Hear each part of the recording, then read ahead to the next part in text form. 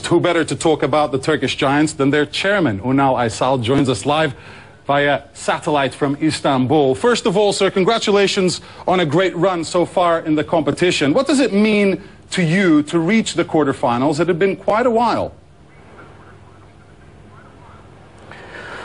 Galatasaray is, during his long life story, not first time and also definitely not last time is in the quarterfinals of this championship.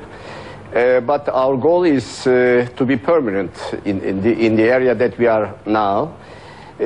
Because the club has gone the last 2 years an extensive reshaping program, and we have reached our goals, especially on corporate governance, financial reforms, and also sportive rescheduling. I wanted to ask you, everybody was really impressed, including myself. Sorry to interrupt you, sir. I was really impressed when Galatasaray was able to get Didier Drogba and Wesley Sneijder in the winter transfer window. How did you convince them to head over to the Turkish league? I think Galatasaray brand name was enough to convince them. I think these players, they could obtain better financial conditions maybe from other big clubs in Europe.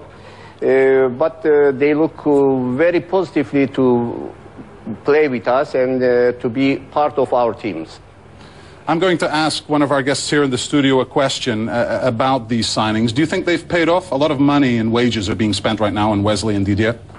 Well, let's see. I mean, if they score a couple of goals and take Galatasaray to the semi-finals, then of course that in itself will be enough. Reaching the semi-finals will pay for the wages for that year. But I mean, they were very effective against Schalke. Certainly, Drogba caused a lot of problems in the last 16 game.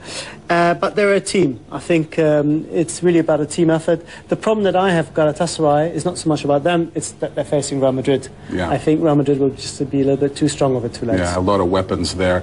We have a Galatasaray fan who has a question for Mr. Aysal, the chairman of Galatasaray. Isn't that right, Ben? That's right. Next up, Pedro, is Uza from London in the UK.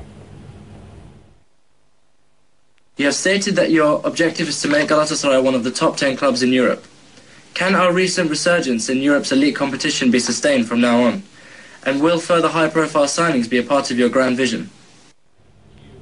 So I wanted to put that question to Mr. Aysal. What can Galatasaray do to make sure that they become a giant in Europe?